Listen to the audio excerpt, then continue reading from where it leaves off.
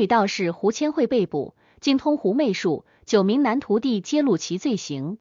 这个大师算得真准。2019年，安徽一个美女道士靠着一手独门秘籍狐媚术，在当地混得风生水起，许多人对她深信不疑，找她看事的香客络绎不绝，甚至还有人不远万里的来找她，只为得到她的教化。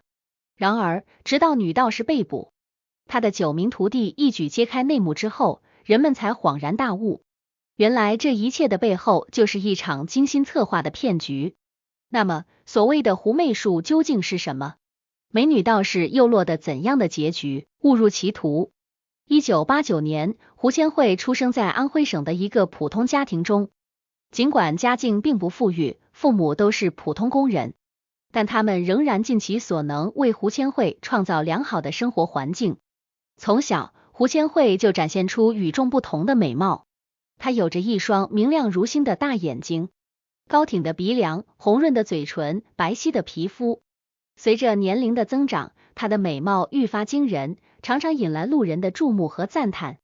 这份美貌日后成为她蛊惑人心的利器。胡千惠的父母是虔诚的道教信徒，他们经常带着年幼的胡千惠往返于当地的道观。在这些环境中，胡千惠逐渐接触并熟悉了道教文化，道观里的神秘氛围深深吸引了她。檀香袅袅，道士们的吟诵声回荡在古老的殿堂，仿佛能够通往另一个世界。年幼的胡千惠常常好奇地观察道士们的一举一动，心中埋下了对道教的向往种子。随着年龄的增长，胡千惠对道教的兴趣与日俱增，她立志要成为一名道士，希望能够传承道教文化，为人们解惑答疑。然而，这个想法却遭到了父亲的强烈反对。在父亲眼中，现代社会里，学习才是最终的出路。他希望女儿能够专注于学业，考上大学，将来找到一份稳定的工作。父女俩因此产生了激烈的争执，但最终胡千惠还是屈服于父亲的意志。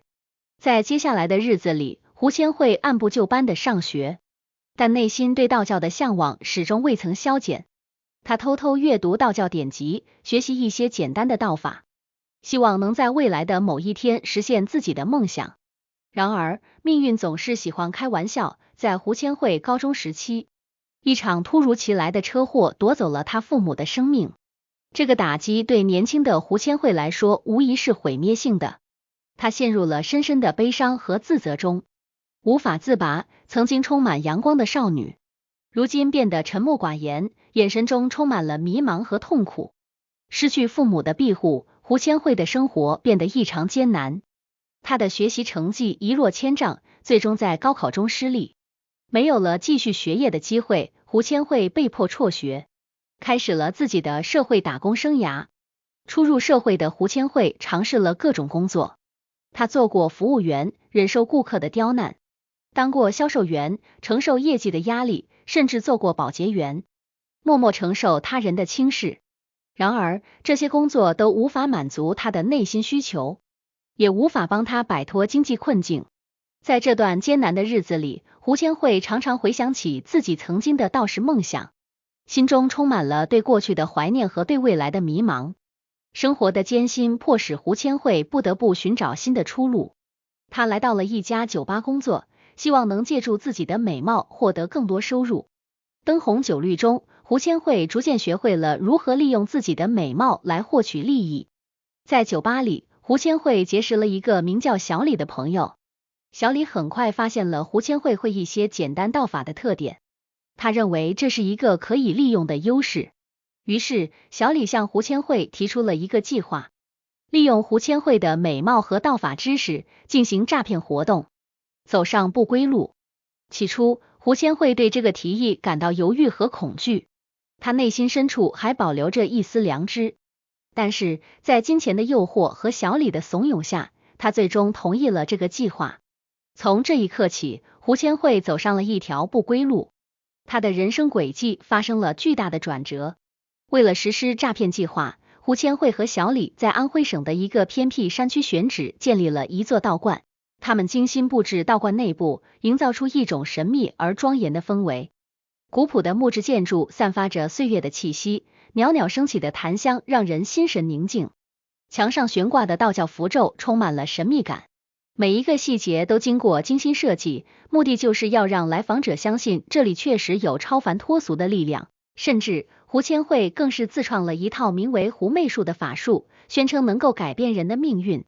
他利用自己对道教的了解，将一些简单的道教仪式与自己编造的法术相结合，创造出了这套骗人的把戏。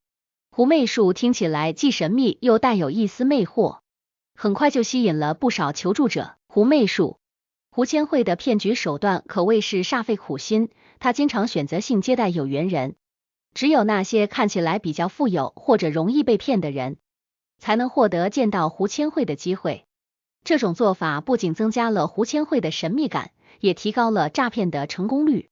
在进行施法时，胡千惠会将香客带到一个隐秘的小房间，昏暗的烛光、缭绕的香烟、神秘的符咒都营造出一种超凡脱俗的氛围。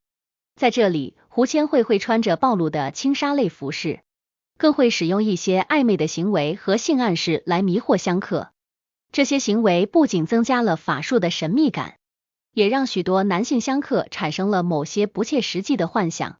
为了维持自己的神秘感，胡千惠还刻意限制与香客见面的机会。他声称自己需要闭关修炼，只有在特定的时间才能见人。